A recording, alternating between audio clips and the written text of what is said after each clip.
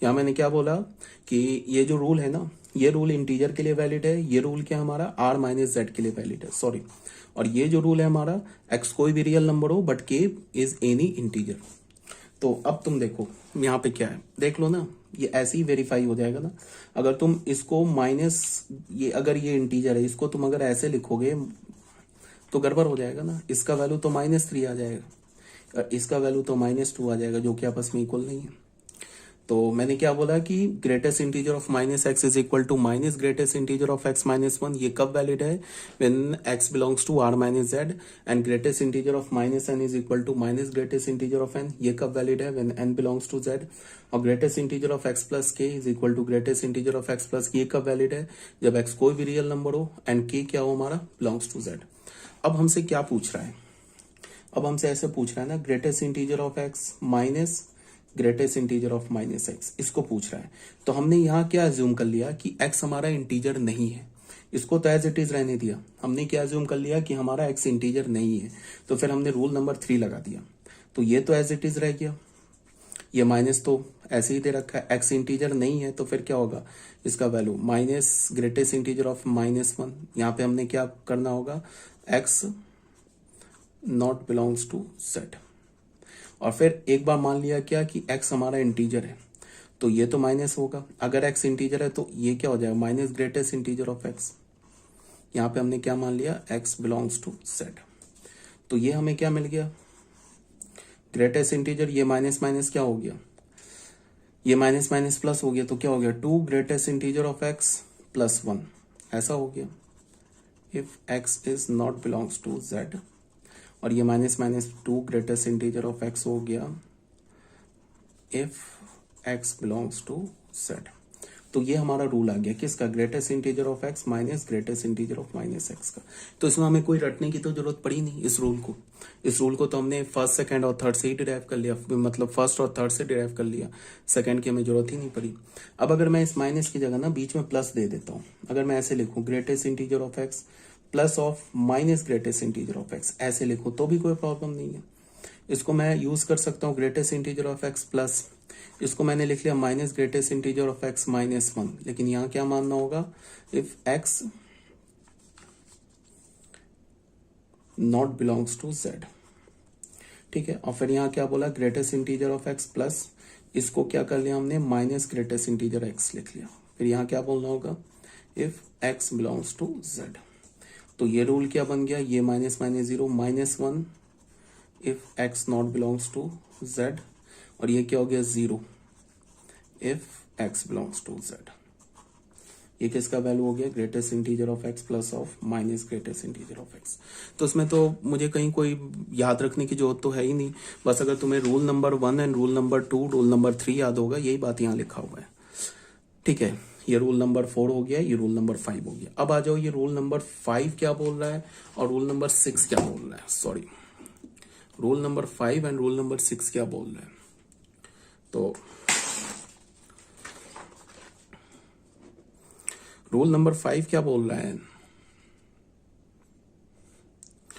अब एक बात तुम पहले ये बताओ, अगर मैं तुम्हें बोलूं ना कि ग्रेटेस्ट इंटीजर ऑफ x ये या तो ग्रेटर हो या इक्वल हो 2 के, तो x का वैल्यू निकालो, देन फाइंड, अगर मैं ऐसा क्वेश्चन दूं, फाइंड द वैल्यू ऑफ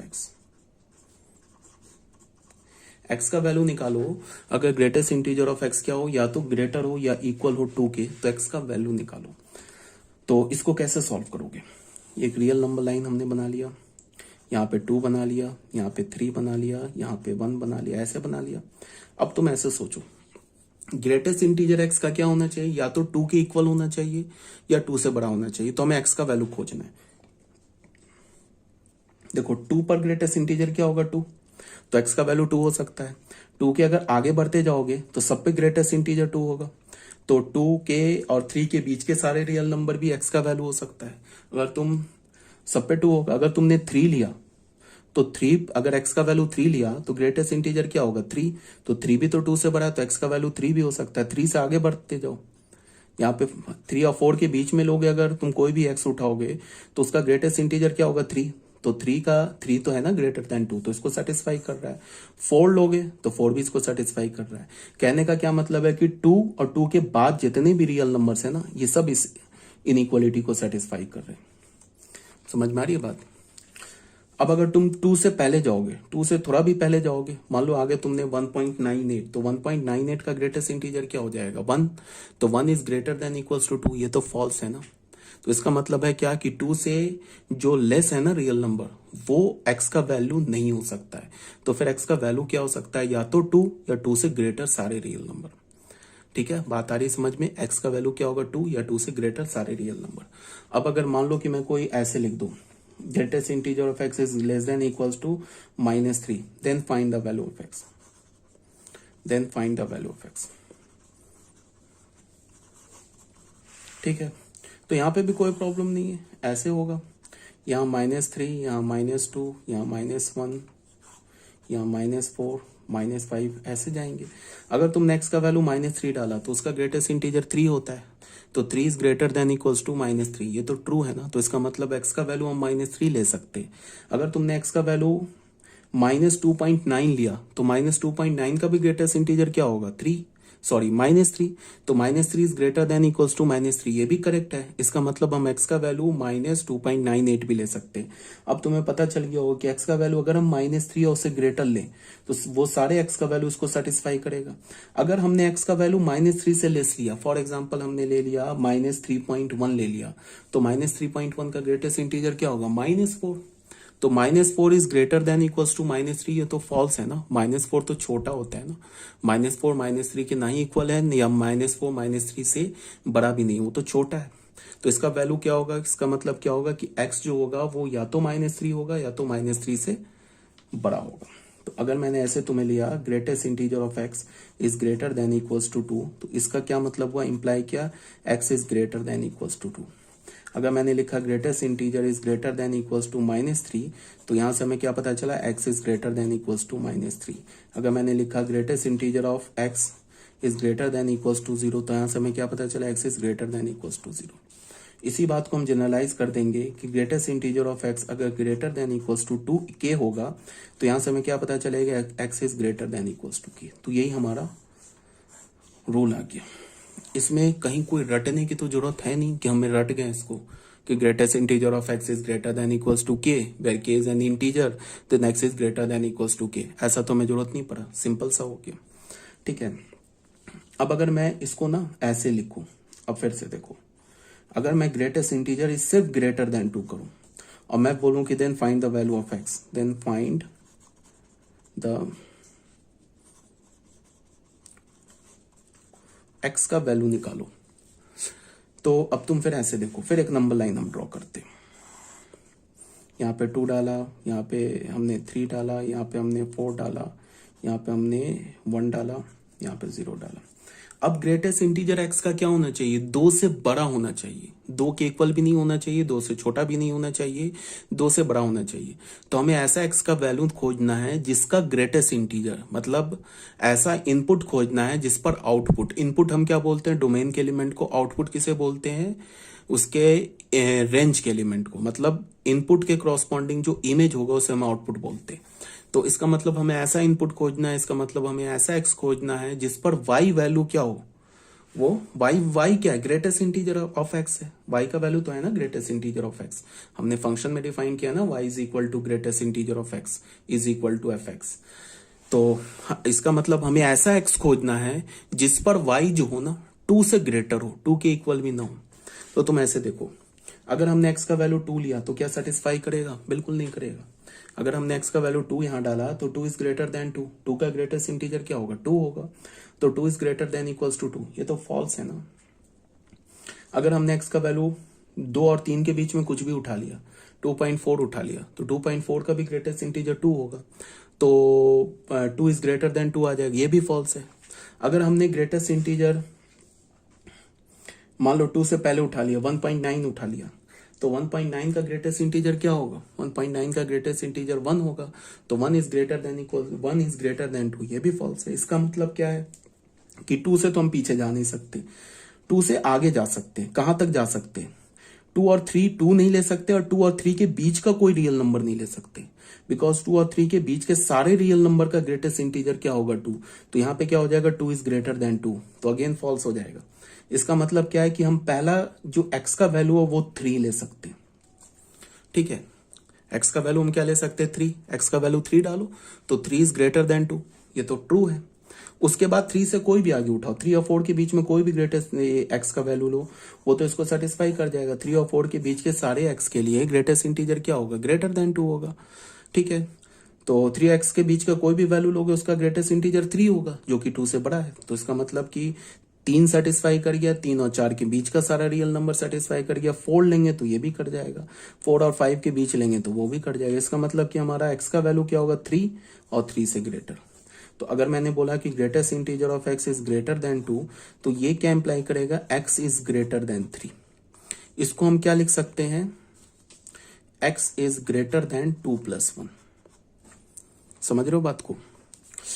तो एक निगेटिव में भी लेके दिखा देते हैं। अगर मान लो greatest integer x greater than -4 हो, इसको हमें बोलना है कि x का वैल्यू निकालो, तो बस एक रियल नंबर लाइन बना लिया। ये -4 हो गया, ये -3 हो गया, ये -2 हो गया, ये -5 हो गया, ये -6 हो गया। ग्रेटेस्ट इंटीजर x क्या होना चाहिए, -4 से बड़ा होना चाहिए। तो -4 का ग्रेटेस्ट इंटीजर -4, तो अगर मैंने x का वैल्यू -4 डाला तो हमें क्या मिलेगा, -4 इज ग्रेटर देन -4, जो कि फॉल्स है। अगर हमने x का वैल्यू -4 से छोटा डाला, फॉर एग्जांपल हमने डाला -4.2 डाला, तो -4.2 का तो ग्रेटेस्ट इंटीजर -5 हो जाएगा ना। तो अगेन -5 इज ग्रेटर देन -4, वो कि अगेन फॉल्स है। तो इसका मतलब कि हम -4 ले नहीं सकते, -4 से पहले नहीं जा सकते। अब -4 और 3 के बीच में कोई भी x उठाओ, उसका भी ग्रेटेस्ट इंटीजर -4 होगा। ठीक है, इसका क्या मतलब है कि -4 और 3 के बीच का भी हम कोई रियल नंबर नहीं ले सकते। -4 नहीं ले सकते, -4 से पहले पहले नहीं ले सकते। अगर हमने x का वैल्यू -3 उठाया, तो अगर हमने x का वैल्यू -3 लिया, तो -3 का ग्रेटेस्ट इंटीजर क्या होगा, -3। तो -3 इज ग्रेटर देन -4, ये तो ट्रू स्टेटमेंट है ना। तो इसका मतलब हमें पहला x का वैल्यू क्या मिल गया, -3। अब अगर मैं -3 और -2 के बीच का कोई रियल नंबर उठाता हूं, सबका ग्रेटेस्ट इंटीजर क्या होगा, -3। तो -3 इज ग्रेटर देन -4, ट्रू। इसका मतलब -3 ले सकते हैं, -3 और 2 के बीच का सारा रियल नंबर ले सकते हैं। फिर अगर -2 की बात करते हैं, तो -2 का ग्रेटेस्ट इंटीजर क्या होगा, -2। तो -2 is greater than -4, again true है। तो इसका मतलब -2 भी ले सकते हैं। तो मैं समझ में आ गया होगा कि -3 और -3 से बड़ा सारा रियल नंबर ले सकते हैं। तो यहाँ पे x का वैल्यू क्या होगा, x इज ग्रेटर देन -3। इसको मैं क्या लिख सकता हूँ, x इज ग्रेटर देन -4 + 1। तो इस बात से हमें क्या इंप्लाई मिला, इससे हमें ये इंप्लाई मिला कि अगर greatest integer of x is greater than k हो, where k is any integer, तो ये क्या इंप्लाई करता है कि x is greater than k + 1। तो ये एक रूल बन गया हमारे पास। इसमें कोई प्रॉब्लम तो नहीं होनी चाहिए, सिंपल सी बात कही जा रही है आपको। अब पहला हमारा रूल क्या था, ग्रेटेस्ट इंटीजर है ग्रेटर देन इक्वल्स टू के था, तो यहां से हमने क्या बोला था, x is greater than equals to k, where k is any integer. ठीक है, अब आ जाओ थर्ड रूल में। अगर मैंने तुम्हें एक क्वेश्चन दिया कि greatest integer of x is less than 2, तो यहां से बताओ कि x का वैल्यू क्या होगा। तो कोई बात नहीं, फिर रियल नंबर लाइन बनाया हमने, 2 हो गया, 3 हो गया, 1 हो गया, 0 हो गया। तो अब क्या होना चाहिए कि हमें वो x लेना है जिसका ग्रेटेस्ट इंटीजर 2 से छोटा है। तो अगर हमने x का वैल्यू 2 लिया, तो 2 का ग्रेटेस्ट इंटीजर तो 2 होगा, तो 2 इज लेस देन 2, ये तो फॉल्स हो गया। अगर हमने x का वैल्यू 2 से बड़ा लिया, 2.4 ले लिया या 2.1 ले लिया, तो 2.1 का ग्रेटेस्ट इंटीजर अगेन 2, तो 2 इज लेस देन 2, ये भी फॉल्स हो गया। अगर हमने 3 ले लिया, 2 और 3 के बीच में कोई भी x उठाया, उसका ग्रेटेस्ट इंटीजर 2 होगा, तो 2 इज लेस देन 2, फॉल्स हो जाएगा। अगर हमने ग्रेटेस्ट इंटीजर 3 ले लिया, तो ग्रेटेस्ट इंटीजर ऑफ 3 का क्या होगा, 3 का ग्रेटेस्ट इंटीजर 3, तो 3 इज लेस देन 2, ये भी फॉल्स हो गया। इसका क्या मतलब है कि हम 2 नहीं ले सकते और 2 के बाद कोई भी नहीं ले सकते, मतलब ये नहीं चलेगा और ये इसके आगे जो है ये सब नहीं चलेगा, कुछ भी नहीं चलेगा। अब 2 से पहले आते हैं, 2 से पहले आ गया 1.9, तो 1.9 का ग्रेटेस्ट इंटीजर क्या हो जाएगा, बोलो। 1.9 का ग्रेटेस्ट इंटीजर तो 1 हो जाएगा ना। 1.9 का ग्रेटेस्ट इंटीजर 1 हो जाएगा, जो कि चल जाएगा। 1 इज ग्रेट लेस देन 2, ये तो ट्रू है। तो इसका मतलब x क्या होगा, x इज लेस देन, हमें क्या लेना है कि 1 2 से छोटा, तो x इज लेस देन 2 चल जाएगा। समझ में आ रही है बात? अगर तुमने x का वैल्यू 2 नहीं लेना है, इक्वल लगा दोगे तो फिर गलत हो जाएगा। सिर्फ x क्या होना चाहिए, 2 से छोटा होना चाहिए। तो फिर अगर x का वैल्यू 2 से छोटा ले लो, 1.9 ले लो, तो 1.9 का ग्रेटेस्ट इंटीजर है 1, तो 1 इज लेस देन 2, करेक्ट है। इसका मतलब x का वैल्यू 1.9 चल गया। तो 2 से छोटा कोई भी ले लो, 1 ले लो, 1 का ग्रेटेस्ट इंटीजर अगेन 1, तो 1 इज लेस देन 2, ट्रू है। 0 1 के बीच में कोई ले लो, मान लो 0.5 ले लिया, तो 0.5 का ग्रेटेस्ट इंटीजर क्या होगा, 0 होगा, तो 0 इज लेस देन 2, ये भी ट्रू हो गया। इसका मतलब क्या है कि अगर ग्रेटेस्ट इंटीजर x बोला जाए लेस देन 2 हो, तो x का वैल्यू क्या होगा, लेस देन 2। ये तो मैंने पॉजिटिव इंटीजर के लिए बोल लिया, नेगेटिव इंटीजर के लिए भी ट्रू है। अगर तुम x का ये 2 की जगह -2 डाल दो या -4 डाल दो, तो भी x क्या होगा, लेस देन -2 होगा। तो यहां से हमें क्या मिल गया कि अगर ग्रेटेस्ट इंटीजर ऑफ x क्या हमारा लेस देन k है, where k is any integer, तो इसका क्या मतलब होगा, x is less than k where k is any integer. अब अगर मान लो कि तुमसे ऐसे, ये रूल नंबर हमारा क्या हो गया, पहला, दूसरा, ये हो गया तीसरा। अब चौथा रूल की बात कर रहे हैं। अगर greatest integer of x less than equals to मान लो 2 है, अब फिर बोल रहा है कि x का वैल्यू निकालो, क्या होगा, तो कोई बात नहीं, फिर रियल नंबर लाइन बनाए, 2 हो गया, 3 हो गया, 4 हो गया, 1 हो गया, 0 हो गया, ऐसे हो गया ना। तो बताओ 2 के इक्वल आप ही आना चाहिए। तो अगर हमने x का वैल्यू 2 लिया, तो ग्रेटेस्ट इंटीजर क्या हो जाएगा, 2 के इक्वल, तो ये चल जाएगा। अगर हमने x का वैल्यू ना, अगर हमने x का वैल्यू क्या ले लिया, 2 और 3 के बीच में ले लिया, x का वैल्यू अगर हमने 2 और 3 के बीच में ले लिया, तो उसका ग्रेटेस्ट इंटीजर क्या हो जाएगा, बताओ। उसका ग्रेटेस्ट इंटीजर हमारा हो जाएगा 2। अगर हमने x का वैल्यू 2 और 3 के बीच में लिया, तो ग्रेटेस्ट इंटीजर 2 हो जाएगा, तो 2 इज इक्वल टू 2 चल जाएगा। अगर हमने x का वैल्यू 3 ले लिया, तो फिर गड़बड़ हो जाएगा, तो ये नहीं ले सकते, बिकॉज 3 लेंगे तो 3 का ग्रेटेस्ट इंटीजर क्या होगा, 3, तो 3 is neither less than 2 nor equals to 2, तो ये नहीं चलेगा। तो इसके बीच का सब चल जाएगा। अगर तुमने x का वैल्यू 2 से छोटा लिया ना, तो वो भी चल जाएगा। इसका मतलब ये हो जाएगा। तो यहां से क्या होगा, x क्या होगा, लेस देन, बोलो 2 + 1 हो जाएगा। ऐसे लिख सकते हैं ना। अगर ये -2 होता ना, तो भी क्या होता, x is less than -2 + 1, x is less then -1 आ जाता। चलो लेके दिखा दे रहा हूं। अगर हमने ग्रेटेस्ट इंटीजर ऑफ x ले लिया लेस देन इक्वल्स टू -3, तो कोई बात नहीं है, हमने यहाँ -3 ले लिया, ये हमने ले लिया -2 ले लिया, हमने -1 ले लिया, -4 ले लिया, ऐसे ले लिया। अब क्या बोला है, उस x को निकालो जिसका ग्रेटेस्ट इंटीजर या तो -3 के इक्वल होगा या तो -3 से छोटा होगा। तो बताओ -3 पे ग्रेटेस्ट इंटीजर -3 होगा, तो ये -3 चल जाएगा। अगर मैं -3 और 2 के बीच में लू ना, कुछ भी -3 और 2 के -2 के बीच में, तो उसका भी ग्रेटेस्ट इंटीजर क्या होगा, -3, तो वो भी x का वैल्यू चल जाएगा। बट अगर मैंने x का वैल्यू -2 ले लिया, फिर गड़बड़ हो जाएगा।